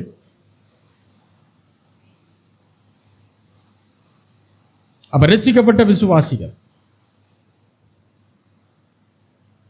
அவர்களுக்காக வேண்டிக் கொள்கிறேன். யாருக்காக? ரட்சிக்கப்பட்ட விசுவாசிகளுக்காக. இவங்க யார் அப்படின்னா, ஆண்டவராகிய இயேசு கிறிஸ்துவை இரட்சகராகவும் ஆண்டவராகவும் ஏற்றுக்கொண்டு வணங்குகிறவர்கள். பிதா, குமாரன், பரிசுத்த ஆவியானவர் என்கிற திருத்துவ தேவனை வணங்குகிறவர்கள். இயேசுவையும் மாதாவையும் சேர்த்து வணங்குகிறவர்கள் அல்ல. இயேசுவையும் அந்தோனியாரையும் சேர்த்து வணங்குகிறவர்கள் அல்ல. இயேசுவையும் அருளானந்தரையும் சேர்த்து வணங்குகிறவர்கள் அல்ல. அவர்களை சொல்லலை. ஆண்டவராகிய இயேசு கிறிஸ்துவை மட்டும் வணங்குகிறவர்கள். அவன் தான் கிறிஸ்தவன். இயேசு கிறிஸ்துவை வணங்குகிறவன், இயேசு கிறிஸ்துவை ஆண்டவராக ஏற்றுக்கொண்டவனுக்கு பேர் தான் என்னது? கிறிஸ்தவன். சிலை வழிபாட்டை செய்கிறவர்கள் அல்ல. அதை செய்யக்கூடாது. இல்லையா, என்னுடைய குடும்ப சூழ்நிலை ஒரு மாதிரி இருக்குது, அதனால் வேறு வழி இல்லாமல் பண்ணிகிட்டு இருக்கிறேன். கர்த்தர் உங்கள் இருதயத்தை அறிந்திருக்கிறார். அதே நேரத்தில் அதிலிருந்து வெளியே வர்றதுக்கான முயற்சிகளை நீங்கள் என்ன செய்யணும்? கண்டிப்பாக செய்யணும். ஏன்னா கொலை பண்ணவனே விட்டுறார். வேறு எந்த பாவத்தை என்ன செஞ்சிடறார்? ஆண்டவர் விட்டுறார். ஆண்டவருக்கு பயங்கரமாக எரிச்சல் வரக்கூடிய ஒரு விஷயம் என்ன தெரியுமா? அதுதான். அது அவரே சொல்கிறார். எனக்கே ரொம்ப ஆச்சரியம். சிலை வழிபாடு செய்கிறது, விக்கிரக வழிபாடு செய்கிறது தேவனை எரிச்சல் அடைய செய்யுமா? ஏன் தெரியுமா? அவருடைய மகிமை அளவில்லாத மகிமை. அதை குறுக்கி ஒரு சின்ன சிலைக்குள்ள வச்சு அதுதான் தேவன் வணங்கும்போது அவருக்கு கோபம் வருது. புரியுதா உங்களுக்கு? அவருடைய மகிமை இந்த பூமியை விட வானத்தை விட பெருசு. அவர் அந்த அளவுக்கு வல்லமை உள்ளவர். ஏன்னா வார்த்தையை சொல்லி வானத்தை உண்டாக்குறாருன்னா அவருடைய வல்லமை எந்த அளவுக்கு இருக்குன்னு பாருங்க. அவருக்கு நீங்கள் கோயில் கட்டிடவே முடியாது. அவருக்கு நீங்கள் ஒரு உருவத்தை செஞ்சு வச்சிடவே முடியாது. நீங்கள் எந்த உருவத்தை செஞ்சு வச்சாலும் பூமிக்குள்ளே தான் வைக்கணும். அவருடைய வல்லமை பூமியை விட பெருசு. அப்போ நாம் செஞ்சு வச்ச சிலை ரொம்ப சிறுசு. அதனால தான் அவருக்கு கோவம் வருது. ஏன் மகிமையை சுருக்கி நீ வைக்கிறார். ஆவியான தேவனை எப்படி வணங்கணுமா? ஆவியோடும் உண்மையோடும் தொழுது கொள்ள வேண்டுமே தவிர ஒரு நாள் என்ன செய்யக்கூடாது. ஆனால் யாரெல்லாம் தேவனுடைய ராஜ்யத்தை சுதந்திரிப்பதில்லைன்னு பேதுரு எழுதுவார். அப்படி இதில் அதில் எது வரும் தெரியுமா? விபச்சாரக்காரன், வேசித்தனம் பண்ணுறவன், இதெல்லாம் சொல்லிட்டு அதோடு சேர்த்து எது வரும்? விக்கிரக ஆராதனை வரும். விக்கிரக ஆராதனை அப்படின்னு சொல்லும்போது நான் ஏற்கனவே சொன்னது போல சிலை வழிபாடு செஞ்சு வணங்குறது மட்டுமல்ல, ஆண்டவருக்கு நிகராக நீங்கள் எதை கொண்டு போய் வச்சாலும் சரி, உங்கள் பிள்ளையை வச்சாலும் சரி, உங்கள் அம்மா அப்பாவை வச்சாலும் சரி. ஏன்னா உண்மையான தேவன் யாருன்னு தெரியாதவன் தான் தாயையும் தகப்பனையும் கடவுளாக வச்சு வணங்கிட்டு இருப்பான். அல்லேலூயா. நான் ஒரு பிள்ளைக்கு பெற்றோராக இருந்து பேசுகிறேன். என் பிள்ளை டெய்லி என்னைய வணங்கணும்னு நான் நினைக்கிறதே கிடையாது. ஏன்னா எனக்கு சத்தியம் தெரியும். நிறைய பேர் இன்றைக்கி என்ன பேசிகிட்டு இருக்கிறான், தாய் மாதிரி யாரும் கிடையாது, தகப்பன் ஏன் தப்பாக இருக்கலாங்க, நல்லவங்களாக இருக்கலாம், அதை பற்றி ஒன்றும் தப்பு கிடையாது. ஆனால் தேவனுக்கு நிகராக நீங்கள் அவங்களை என்ன செய்யக்கூடாது, வச்சு வணங்கக்கூடாது. கிறிஸ்தவம் அதை போதிப்பதில்லை. ஆண்டவருக்கு கொடுக்குற மரியாதை ஆண்டவருக்கு மட்டும்தான், வேற எந்த கொம்பனுக்கும் கிடையாது. அது பேதுருவுக்கே கிடையாது. அப்புறம் என்ன உங்கள் அப்பா உங்கள் அம்மா? ஏன் பேதுருவை சொன்னேன் தெரியுமா? ஆண்டவர் எந்த கேள்வி கேட்டாலும் என்ன செய்வார்? ஃபஸ்ட்டு யார் தான் ரிப்ளை பண்ணுவா? அதுக்கு பேர் முந்திரி கோட்டை இல்லை, அவருக்கு ஊழியத்தின் மீதான ஆர்வம். இன்னொரு காரணம், முக்கியமான காரணம் என்ன தெரியுமா? கடல் மேலே நடந்த 2வது மனுஷன் அவர். முதல்ல ஆண்டவர், 2வது யார்? வேற ஒரு சீசன் நடக்கலைங்க. கடல் மேலே நடந்தவர் பேதுரு. பேதுருக்கே அந்த மரியாதை கிடையாதுங்க. அவரை மதிக்கிறோம். தேவனுக்கு நிகரான மரியாதை பேதுருவுக்கே இல்லைன்னா அப்புறம் என்ன உங்கள் அப்பா உங்கள் அம்மா? ஆவிக்குரிய கிறிஸ்தவர்களுக்கு சொல்கிறேன், தவறு அது. ஆண்டவர் சொல்கிற வார்த்தையை விட்டுட்டு உங்கள் அப்பா அம்மா சொல்கிறது, அதுக்கு விரோதமான உங்கள் அப்பா அம்மா சொல்கிற வார்த்தையை கேட்டினா நீ சிலை வழிபாடு செய்து கொண்டிருக்கிறாய். உன் பிள்ளை சொல்கிற காரியத்தை பெருசாக நினச்சிக்கிட்டு ஆண்டவருக்கு விரோதமான வேலையை செஞ்சின்னா நீ உன் பிள்ளை என்ன செய்கிற? வணங்கி கொண்டிருக்கிறாய் என்ற அர்த்தம். அது அடிமைத்தன வாழ்க்கை. அது ஒரு நாள் ஆவிக்குரிய கிறிஸ்தவர்கள் செய்யக்கூடாது. அது சிலை வழிபாடு.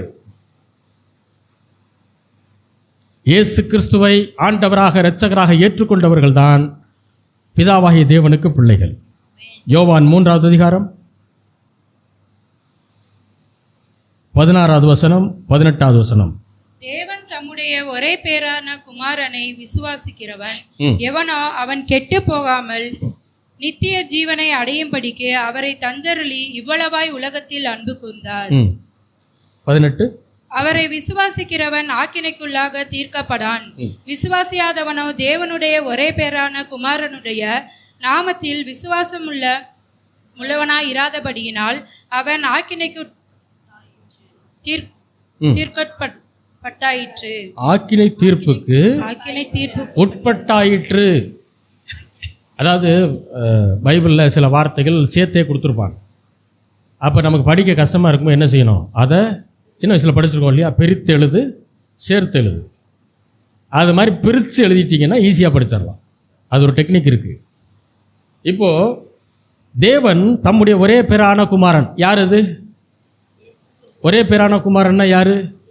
ஆண்டவராகிய இயேசு கிறிஸ்து. அவரை விசுவாசிக்கிறவன் எவனோ, அவனை விசுவாசிக்கிற யூதன்னு சொல்லலை, அவனை விசுவாசிக்கிற புறஜாதின்னு சொல்லலை, அவனை விசுவாசிக்கிறவன் எவனோ, எங்கே வேணா இருக்கலாம், அவன் கெட்டு போகாமல் நித்திய ஜீவனை அடையும்படிக்கு குமாரனை என்ன செஞ்சாராம்? தந்தருளி இவ்வளவாய் உலகத்திலே அன்பு கூர்ந்தார். அப்போ பிதாவாகிய தேவன் நம்மை அவருக்கு பிள்ளைகளாக மாற்ற வேண்டும் என்பதற்காக என்ன செய்தார்? தன்னுடைய சொந்த குமாரன், ஒரே பேரான குமாரனாகிய இயேசு கிறிஸ்துவை இந்த பூமியிலே பலியாக கொடுத்தார். இப்போ வசனம் சொல்லுது, 18வது வசனம், அந்த இயேசு கிறிஸ்துவை விசுவாசிக்கிறவன் ஆக்கினைக்குள்ளாக தீர்க்கப்படான். ஆக்கினை இந்த தண்டனை. ஆண்டவராய் இயேசு கிறிஸ்துவை விசுவாசித்து ஏற்றுக்கொள்கிறவன் ஒரு நாளும் தண்டனைக்குள்ளே போக மாட்டான். ஆனால் விசுவாசியாதவனோ தேவனுடைய ஒரே பேரான குமாரனுடைய நாமத்தில் விசுவாசம் உள்ளவனாய் இராதபடினாலே அவன் ஆக்கினை தீர்ப்புக்கு ஏற்கனவே உட்பட்டு விட்டான். எப்படி சொல்ல முடியும்? அவன் ஆண்டவரை ஏற்றுக்கொள்ளலை, இயேசுவை ஏற்றுக்கொள்ளாதனால அவன் அப்படியே வாழ்ந்து மரிச்சான்னா எங்கே தான் போக போகிறான்? அப்போ ஆக்கினை தீர்ப்பு ஏற்கனவே அவனே உள்ளே வாங்கிட்டான்னு அர்த்தம். நரகத்துக்கு தான் போவான். அல்லேலூயா. எபேசியர் 2வது அதிகாரம் 5வது வசனம் வாசிக்கலாம். எபேசியர் 2:5.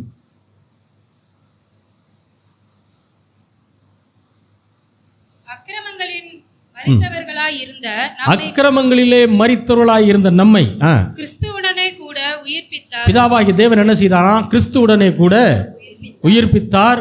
கிருபையினாலே ரட்சிக்கப்பட்டீர்கள். கிருபையினாலே ரட்சிக்கப்பட்டோம். ரொம்ப முக்கியமான வார்த்தை. நம்மை உயிர்ப்பித்திருக்கிறார். எதுல இருந்து? அக்கிரமங்களிலே இருந்து நம்ம என்ன செஞ்சிருக்காரா? உயிரோடு எழுப்பி இருக்கிறார். அப்படின்னா என்ன அர்த்தம்? அதுக்கு முன்னாடி நம்ம எப்படி இருந்தோம்னு அர்த்தம்?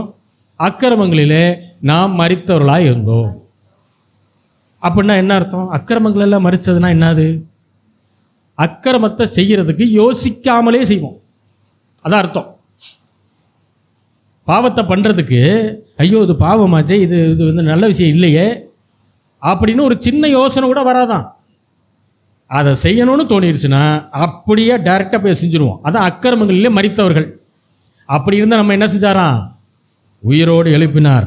மட்டுமல்ல, கிருபையினாலே ரட்சிக்கப்பட்டோம். ஆளாளுக்கு ஒரு சுய வழிகளை வைத்திருக்கிறார்கள். ஆண்டவர் காமிக்கிற வழிக்கு, ஆண்டவர் சொல்லுகிற வழிகளுக்குள்ள போகிறதுக்கு விருப்பம் இல்லை.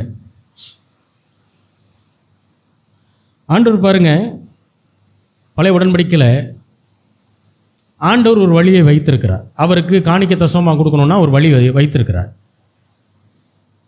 இப்போ காயின் என்ன பண்ணுறான்? அவன் ஆண்டவர் சொன்ன வழியில் போகவே இல்லை. அவன் என்ன செய்ய? ஏன்னா ஆண்டவர்கிட்ட பலி செலுத்துறது தான் காணிக்க. பலி செலுத்துறோம்னா ஒரு மிருகம் கொல்லப்படணும், மிருகத்தினுடைய ரத்தம் சிந்தப்படணும். அதுதான் ரூல், ஆண்டவர் வச்ச வழி. இதை ஆபேல், தம்பியாக இருக்கக்கூடிய ஆபேல் கரெக்டாக செய்கிறான். ஆனால் காயின் என்ன பண்ண தெரியுங்களா? அவன் அதை செய்யலை. அவருக்குன்னு ஒரு இஷ்டத்துக்கு ஒரு வழி. என்ன பண்ணார்? போய் இருக்கிற பழங்கள் இதெல்லாம் பறித்து கொண்டு வந்து ஆண்டவருக்கு நான் காணிக்கையாக தர்றேன். ஏப்பா, ஆண்டவர் சொன்னதை நீ செய்யணுமா? உன் இஷ்டத்துக்கு ஆண்டவர் வருவாரா? யார் பெரியவர்? இப்போ ஆண்டவர் என்ன பண்ண தெரியுங்களா? இவனும் காயினும் காணிக்க கொண்டு வரான், ஆபேலும் காணிக்க கொண்டு வரான். தேவன் ஆபேலுடைய காணிக்கையை தான் என்ன செஞ்சார்? ஏன்னா தேவன் என்ன சொன்னாரோ, பலியையும் காணிக்கையும் எப்படி செய்யணும்னு சொன்னாரோ அதை போல செய்தவன் ஆபேல். காயினு தாய் இஷ்டத்துக்கு ஒன்று யோசிச்சு. ஏன்னா இவர் அறிவாளி. இவர் வந்து எப்படின்னா ஆண்டவருக்கு மேலே ஒரு பெரிய அறிவாளி. அதனால் ஆண்டவர் சொன்னதால அவர் கேட்க மாட்டார். இவர் இஷ்டத்துக்கு போவார். இவருக்கு என்ன தோணுதோ அதை பறிச்சுட்டு வருவார். ஆண்டவரே நான் முதல் தரமான கனியை கொண்டு வந்திருக்கேன் அப்படின்னு சொல்லலாம் கொடுப்பார். இதை ஆண்டவர் ஏற்றுக்கணும். ஆண்டவர் ஏற்றுக்கலை. இப்போ கோபம் வந்துருச்சு. கோபம் யார் மேலே திரும்பிச்சுங்க? ஆபேல் மேலே. திருமணனுடைய விளைவு, ஆபேல் என்ன செஞ்சான்? கொன்னுட்டான். கொன்னுட்டு அவன் நினச்சான் யாருக்கும் தெரியாது. ஆண்டவர் சொன்னார், உன் தம்பி எங்கன்னு கேட்டார். அவருக்கு தெரியுமா தெரியாதா? அவன் இறந்துட்டாங்க. என்னை கேட்டால் நான் என்ன ஜவாப்தாரியான்னு கேட்டான். அப்போ தான் ஆண்டவர் சொன்னார், ஆபேலுடைய ரத்தம் பூமியிலேருந்து என்ன செய்து என்னை நோக்கி கூப்பிடுகிறதுன்னு சொன்னார். உங்களுக்கு யாராவது அநீதி இழைத்தால் தேவன் அந்த அநீதிக்கு நீதியை சரி கட்டுவார். நீங்கள் உயிரோடு இருக்கும்போதுனாலும் சரி, ஒருவேளை நீங்கள் செத்து மண்ணோட மண்ணாக போயிட்டீங்கனாலும் சரி, நீங்கள் பரலோகத்துக்கு போயிட்டீங்கனாலும் சரி, ஆண்டவர் ஏற்ற நேரத்தில் அது நிறைவேற்றுவார். அல்லேலூயா. 30 வருஷத்துக்கு முன்னாடி ஒரு மனிதனுக்கு ஒரு அநீதி நடக்குது. அவன் பேச்சை யாருமே கேட்கல. அவனுக்கு விரோதமாக ஒரு குற்றச்சாட்டு. அவன் சொல்கிறது யாருமே கேட்கல. மன்னிக்கணும், ஒரு 20 வருஷம் இருக்கும். 20 வருஷம் கழிச்சு, ஆமல்ல அவர் அன்னைக்கு சொன்னது கரெக்டு தான் அப்படின்ற முடிவுக்கு உலகம் வருது. நடந்துச்சு. உடனே அந்த மனுஷன்ட்ட போய் பேட்டிலாம் எடுத்தாங்க. ஐயா, நீங்கள் அன்னைக்கே சொன்னீங்க. ஆமாம், நான் அன்னைக்கு சொன்னேன். அன்னைக்கு யாருமே நான் சொன்னதை காது கொடுத்து கேட்கல. உண்மைக்கு வேல்யூ அதிகம். எத்தனை வருஷம் ஆனாலும் உண்மை ஜெயிக்கும். நம்ம பார்க்கும்போது ஜெயிக்காமல் இருக்கலாம், தோற்று போன மாதிரி தெரியலாம். உண்மைக்கு வலிமை அதிகம். பொய் ரொம்ப நாள் நிற்காது. ஏன்னா அது பிசாசிட்டேருந்து வர்றது. பிசாசே துரத்த முடியும்னா பிசாசிட்டேருந்து வர்ற சக்தியை நம்மளால் துரத்த முடியாதா என்ன? அல்லேலூயா, அல்லேலூயா. அப்போ அக்கிரமங்களிலே மரித்தவர்களாக இருந்த நம்மை கிறிஸ்துவுடனே கூட உயிர்ப்பித்தார், கிருபையினாலே ரசிக்கப்பட்டோம். அப்போ நாம் தேவனுடைய பிள்ளைகள் அப்படின்னா தேவன் நமக்கு காட்டுகிற வழி, தேவன் நமக்கு சொல்லுகிற வழியில் போகணுமே தவிர நாம சுயமாக ஒன்றை யோசித்து சுயமான வழிகளை என்ன செய்யக்கூடாது, தேர்ந்தெடுத்து செய்யக்கூடாது. அதுக்கு உதாரணம் சொல்லணும்னா, இப்போது காணிக்கை தசம் பார்க்கல நீ கொண்டு வர்றீங்க, விதைக்கும். புதிய உடன்படிக்கையில் அது விதைன்னு வரும். இப்போ விதைக்கிறது முதல்ல எல்லாரும் விதைக்கணும். ஃபஸ்ட்டு ஊழியக்காரர் முதற்கொண்டு விசுவாசியிலிருந்து நேற்று ரசிக்கப்பட்டவர்லேருந்து எல்லாருமே என்ன செய்யணும், விதைக்கணும். ஒன்று. ரெண்டாவது சரியாக விதைக்கணும். அளவு எப்படி இருக்கணும், சரியாக விதைக்கணும். மூன்றாவது நல்ல நிலத்தில் விதைக்கணும். என்ன செய்யணும், நல்ல நிலத்தில் விதைக்கணும். நான்காவது அது நம்ம நிலமாக இருக்கும். அல்லேலூயா.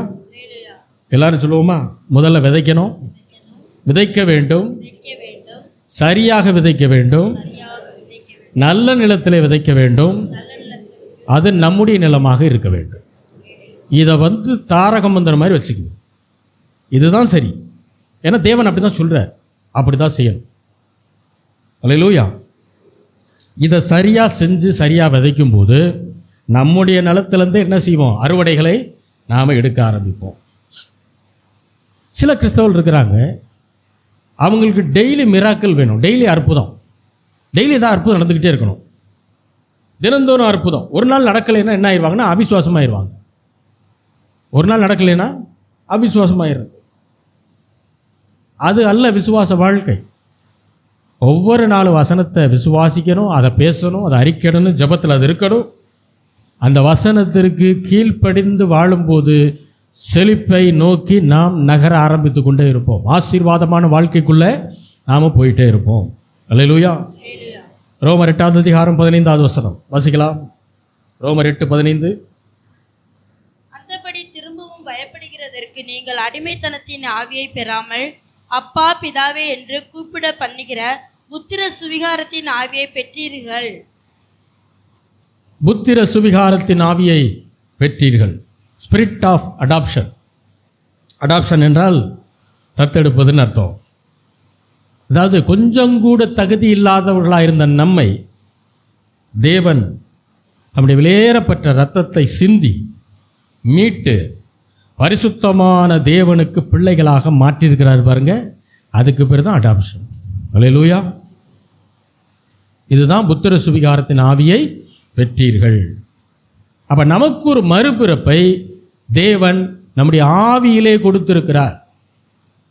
ஆத்துமால இல்லை, சரீரத்தில் இல்லை.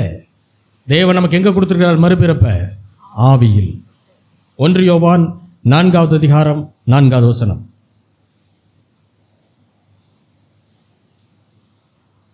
பிள்ளைகளே நீங்கள் தேவனால் உண்டாயிருந்து. போதும். பிள்ளைகளே நீங்கள் தேவனால் உண்டாயிருந்து. அடுத்த கூட வாசிங்க. அவர்களை ஜெயித்தீர்கள். அவர்களை ஜெயித்தீர்கள். பிசாசை ஜெயித்தீர்கள். ஏனெனில் உலகத்தில் இருக்கிறவனிலும் உங்களில் இருக்கிறவர் பெரியவர். 2 வசனம் எப்பயுமே ஞாபகத்தில் இருக்கணும். எனக்கு தெரிஞ்ச 3 வசனம் சொல்லலாம். எப்பயுமே இது அடிப்படை மறக்கவே கூடாது. உலகத்தில் இருப்பவனிலும் என்னில் இருப்பவர் பெரியவர். இயேசுவின் நாமத்தினாலே நான் எதை கேட்டாலும் அவர் எனக்கு தருகிறார். அவர் என்னை விட்டு விலகுவதும் இல்லை, என்னை கைவிடுவது. இந்த 3 வசனம் தூக்கத்தில் எழுப்பி கேட்டாலும் சொல்ல தெரியும். இதுதான் உங்கள் விசுவாசத்தை என்ன செய்யும்? வளர்ச்சி. அப்போ நாம் யாரால் உண்டாயிருந்தோமா? தேவனால் உண்டாயிருந்தோம். இது ரட்சிக்கப்பட்ட பிள்ளைகளுக்குன்னு அவர் எழுதுறது. அது மட்டுமல்ல, உலகத்தில் இருக்கக்கூடிய பிசாசை காட்டிலும் நமக்குள்ளாக இருக்கக்கூடிய பரிசுத்த ஆவியானவர் எப்படிப்பட்டவரா? அப்போ பெரியவரை உள்ள வச்சுக்கிட்டு பிசாசையும் அவனுடைய சூழ்நிலையிலே பார்த்து பயந்தீங்கன்னா நீங்கள் பெரியவரை அவமானப்படுத்துறீங்கன்னு அர்த்தம். அல்லேலூயா. கொஞ்சம் ஸ்ட்ராங்காக புரியும்னு நினைக்கிறேன். உலகத்தின் சூழ்நிலை எப்படிப்பட்டதாக வேணா இருக்கட்டும், அதை பார்த்து கலங்கி போய் பயந்து குடும்பத்தில் ஐயோ இந்த பிரச்சனை ஆயிடுச்சு அந்த பிரச்சனை. உலகத்தில் இருக்க வரைக்கும் பிரச்சனை வரும், வரலாம், போகலாம். வந்துருச்சுன்னு பயப்படக்கூடாது, கலங்கி போய் நிற்கக்கூடாது. ஏன்னா உலகத்தில் இருக்கக்கூடிய பிசாசை காட்டிலும் நம்முடைய தேவன் எப்படிப்பட்டவர்? பெரியவராய் இருக்கிறார். 1 யோவான் 5வது அதிகாரம் 4வது வசனம். தேவனால் பிறப்பதெல்லாம் உலகத்தை ஜெயிக்கும். தேவனால் பிறப்பது எல்லாம் உலகத்தை ஜெயிக்கும். அடுத்து நம்முடைய விசுவாசமே உலகத்தை ஜெயிக்கிற ஜெயம். நம்முடைய விசுவாசமே உலகத்தை ஜெயிக்கிற ஜெயம். அப்போ 1 யோவான் 4:4 சொல்றாரு, பிள்ளைகளே நீங்கள் தேவனால் உண்டாயிருந்து. அப்ப நாம் யாரால உண்டாக்கப்பட்டிருக்கிறோம்? படைக்கப்பட்டதை சொல்லலை, ஆவியிலே நமக்கு மறுபிறப்பை கொடுத்துருக்காரு பாருங்க, அதை சொல்றாரு. நாம் தேவனால் உண்டாக்கப்பட்டிருக்கிறோம். இப்போ 1 யோவான் 5:4 சொல்லுது, தேவனால் பிறப்பது எல்லாம் என்ன செய்யுமா? உலகத்தை ஜெயிக்கும். அப்போ நாம் உலகத்தை ஜெயிப்போமா மாட்டோமா? அப்போ ஜெயிக்கிறதுக்கு நமக்கு என்ன வேணும்? விசுவாசமே. அடுத்து அதிலே இருக்கு பாருங்க, நம்முடைய விசுவாசமே உலகத்தையும் உலகத்தின் சூழ்நிலைகளையும் ஜெயிக்கக்கூடிய ஜெயம். அல்லேலூயா. அதனால தான் விசுவாசம் என்னும் கப்பல் சேதமடையாமல் பாதுகாத்து கொள்ளணும். அது ரொம்ப முக்கியம். அவிசுவாசத்துக்குள்ளே போயிட்டீங்கன்னா, விசுவாச குறைவுக்குள்ளே போயிட்டீங்கன்னா ஆட்டோமேட்டிக்காக நீங்கள் சர்ச்சுக்கு வரமாட்டீங்க. வந்தாலும் சரியான நேரத்துக்கு வரமாட்டீங்க. டெய்லி பைபிள் வாசிக்க மாட்டீங்க, ஜெபம் பண்ண மாட்டீங்க, டிவியில் ஆண்டவருடைய காரியங்கள் வரும்போது அதை பார்க்க மாட்டீங்க. இதெல்லாம் நடக்கும். ஏன்? விசுவாச குறைவு அல்லது அவிசுவாசம் இருக்கும்போது. அப்போ அவிசுவாசம் இருக்கும்போது கீழ்ப்படிதல் வராது. அதனால தான் விசுவாசத்தை என்ன செய்யணுமா? காத்துக்கொள்ளணும். பவுல் தான் சொல்கிறார், நல்ல போராட்டத்தை போராடினேன், ஓட்டத்தை முடித்தேன், விசுவாசத்தை என்ன செய்தேன்? காத்துக்கொள்ள. விசுவாசத்தை காத்துக்கொள்கிறது தான் ரொம்ப முக்கியம். அப்போ விசுவாசத்தை காத்துக்கொள்ளணும்னா என்ன செய்யணும்? தேவனுடைய வசனத்தின் வெளிப்பாடுகளை என்ன செய்யணும்? அதிகமாக கேட்கணும். வசனத்தை அதிகமாக என்ன செய்யணும்? படிக்கணும். வசனத்தை அதிகமாக என்ன செய்யணும்? அறிக்கை செய்யணும், தியானம் பண்ணணும். அல்லேலூயா. 1 பேதுரு 1வது அதிகாரம் 23வது வசனம். 1 பேதுரு 1:23. அழிவுள்ள வித்தினாலே அல்ல, என்றென்றைக்கும் நிற்கிறதும் ஜீவனுள்ளதுமான தேவ வசனமாகிய அழிவில்லாத வித்தினாலே மறுபடியும் ஜெனிக்கப்பட்டிருக்கிறீர்களே. நாம் தேவனால் உண்டாயிருக்கிறோம்னு வசனம் சொல்லிடுச்சு. தேவனால் பிறக்கிறது எல்லாம் உலகத்தை ஜெயிக்கும், அதுக்கு விசுவாசம் தேவைன்றதையும் வசனம் சொல்லிடுச்சு. அதுவும் நமக்கு புரிஞ்சிடுச்சு. இப்போ தேவனால் நாம் எப்படி மறுபிறப்பை அடைந்தோம், எதன் வழியாக மறுபிறப்பை அடைந்தோம் அப்படின்னா, அழிவுள்ள வித்தினால் அல்ல, அழியாத வித்தினால் அல்லது ஜீவனுள்ள வித்தினால் நாம் என்ன செய்யப்பட்டிருக்கிறோம்? மறுபிறப்பை அடைந்திருக்கிறோம். அல்லேலூயா. அப்போ அழியாத வித்து, ஜீவனுள்ள வித்து அப்படின்னா அது எது? வாசிங்க திரும்ப. அழிவுள்ள வித்தினாலே அல்ல, என்றென்றைக்கும் நிற்கிறதும் ஜீவனுள்ளதுமான தேவ வசனமாகிய அழிவில்லாத வித்தினாலே. அழிவில்லாத வித்து என்று சொல்லப்படுவது எது? தேவ வசனம். அப்ப தேவன் அவருடைய வசனத்தின் மூலமாக நமக்கு மறுபிறப்பை கொடுத்திருக்கிறார். அதனாலதான் வார்த்தை ரொம்ப முக்கியம், தேவனுடைய வசனம் ரொம்ப முக்கியம். வசனத்தை கேட்க கேட்க தான் விசுவாசம் காப்பாற்றப்படும். வசனத்தை என்னைக்கு அவாய்ட் பண்ணுறோமோ அன்னைக்கு இருக்கிற விசுவாசம் பூரா என்ன செய்யும்? கொஞ்சம் கொஞ்சமாக பேட்டரி டிஸ்சார்ஜ் ஆன மாதிரி போய்கிட்டே இருக்கும். பேட்டரி என்னைக்கு எப்படி இருக்கணும்? நிறைய பேர் மொபைல் பேட்டரியை சார்ஜ் போடுறதெல்லாம் இருக்கும். உள்ள ஒரு பேட்டரி இருக்குது. விசுவாசத்தை காத்துக்கொள்ளுகிற இருதயம், அந்த விசுவாசத்தை பாதுகாக்கணும்னா நாம் தேவனுடைய வார்த்தை என்ன செய்யணும்? அதிகமாக கேட்கணும். காரணம், அதுதான் அழிவில்லாத வித்து, அதுதான் ஜீவனுள்ள வித்து. அப்போ லீகலாக நம்மை தேவன் அவருடைய பிள்ளைகளாக மாற்றியிருக்கிறார். ஆகையினாலே பிசாசு ஒருபோதும் நம்ம என்ன செய்ய முடியாது? தேவனுடைய பிள்ளைகள் என்று சொல்லவே முடியாது. நீங்கள் ரட்சிக்கப்பட்ட பின்பு பாவம் செஞ்சிருந்தா கூட. அல்லேலூயா. ரட்சிக்கப்பட்ட பின்பு எல்லாருமே கண்டிப்பாக ஏதோ ஒரு பொய் சொல்லியிருப்போம் இல்லையா? ஏதோ ஒரு சூழ்நிலையில் ஒரு பொய் சொல்லியிருப்போம். பொய்ன்றது பாவம் இல்லையா? இப்போ ரட்சிக்கப்பட்ட பின்பு நீங்கள் ஒரு பொய் சொல்லிட்டதுனால நீங்கள் மறுபடியும் பிசாசுக்கு பிள்ளைகளாக மாறிடுறது இல்லை. நீங்கள் ரட்சிக்கப்பட்ட பின்பு பாவம் செய்திருக்கிறீர்கள், அறிக்கையிட்டு மனம் திரும்புங்கள், அவ்வளோதான். அல்லேலூயா. கடைசியாக ஒரே ஒரு வசனத்தை வாசித்து முடிக்கலாம். எபேசியர் 1வது அதிகாரம் 3 முதல் 6 வசனங்கள்.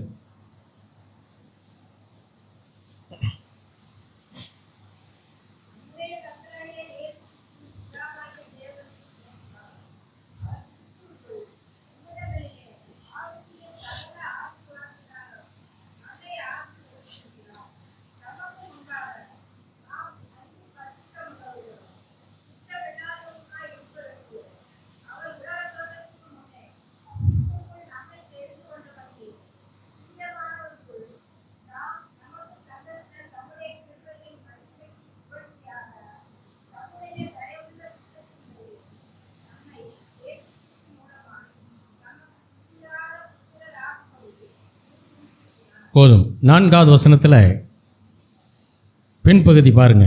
உலக தோற்றத்திற்கு முன்னே கிறிஸ்துவுக்குள் நம்மை தெரிந்து கொண்டார். உலகம் இன்னும் உண்டாக்கப்படலை, உலகம் இன்னும் படைக்கப்படலை. ஆனால் உலக தோற்றத்திற்கு முன்பாகவே பிதாவாகிய தேவன் ஆண்டவராகிய இயேசு கிறிஸ்துவுக்குள் நம்ம என்ன செஞ்சாரா? தெரிந்து கொண்டார். 6வது வசனம், தம்முடைய தயவுள்ள சித்தத்தின்படி. ஆண்டவராகிய பிதாவாகிய தேவனுடைய தயவு, அவருடைய விருப்பத்தின்படி நம்ம எல்லாரையும் ஆண்டவராகிய இயேசு கிறிஸ்துவின் மூலமாய் தமக்கு, அதாவது பிதாவுக்கு சுவிகார புத்திரராகும்படி முன் குறித்திருக்கிறார். உலகமே தோன்றலை, நம்ம தெரிஞ்சுக்கிட்டாராம். மட்டுமல்ல, அவருடைய தயவின்படி, பிதாவினுடைய தயவின்படியும் அவருடைய விருப்பத்தின்படியும் இயேசு கிறிஸ்துவின் மூலமாக நாம் பிதாவுக்கு சுவிகார புத்திரனாய் ஆகும்படி முன் குறித்தார். இது முழுக்க முழுக்க நம்முடைய விருப்பம் அல்ல, இது தேவனுடைய தயவுள்ள விருப்பம், தேவனுடைய தயவுள்ள சித்தம். நீங்களும் நான் இன்னைக்கு இங்கே உட்கார்ந்துருக்கிறோன்னா, ஆண்டுடைய சமூகத்தில் உட்கார்ந்துருக்கிறோம் அப்படின்னா, அது முழுக்க முழுக்க அவருடைய விருப்பம், அவருடைய தயவு. அது அவருடைய விருப்பத்தின்படி தான் தாயின் கருவில் இருக்கும்போது தெரிந்து கொண்டிருக்கிறார். அவருடைய விருப்பத்தின்படி தான் உங்களை என்னை உலக தோற்றத்துக்கு முன்பாகவே என்ன செஞ்சிட்டானா? தெரிந்து கொண்டிருக்கிறார். அல்லேலூயா. அவர் விரும்பி தான் நம்மை அவருடைய பிள்ளைகளாக மாற்றினாரே தவிர நாம் விரும்பி என்ன செய்யலை, அவர்கிட்ட போகலை. அல்லேலூயா. இது முழுக்க முழுக்க அவருடைய இரக்கம், அவருடைய கிருபை. காரணம், கர்த்தர் நல்லவர், நீங்கள் கர்த்தரால் ஆசீர்வதிக்கப்பட்டவர்கள். நம்ம எல்லாரும் ஜெபிக்கலாம். எங்களை நேசிக்கிற நல்ல தகப்பனே, ஆண்டவராகிய இயேசு கிறிஸ்துவின் நாமத்தில் கொண்டு வருகிறோம். பிதாவே, நீர் பேசின வார்த்தைகளுக்காக நன்றி. பாவிகளாயிருந்த எங்களை பரிசுத்தமுள்ள பிதாவுக்கு பிள்ளைகளாக்கும்படி ஆண்டவராகிய இயேசு கிறிஸ்து கல்வாரி சிலுவையிலே வந்து மரித்தீர், உயிரோடு எழும்பினீர், கிறிஸ்துவோடு கூட எங்களை உயிர்ப்பித்திருக்கிறீர், உடைய பிள்ளைகளாக மாற்றியிருக்கிறீர். அந்த அன்பிற்காக, அந்த நீர் கொடுத்த அதிகாரத்திற்காக நன்றி செலுத்துகிறோம். ஆண்டவரே, கிருபையுள்ள தேவனை, வந்த ஒருவரையும் ஆசீர்வதியும், போக்கிலும் மரத்திலும் பாதுகாத்துக் கொள்ளுங்க. கிருபையாயிரும். இயேசுவின் நாமத்தில் வேண்டிக் கொள்கிறோம் எங்கள் ஜீவனுள்ள நல்ல பிதாவே, ஆமென்.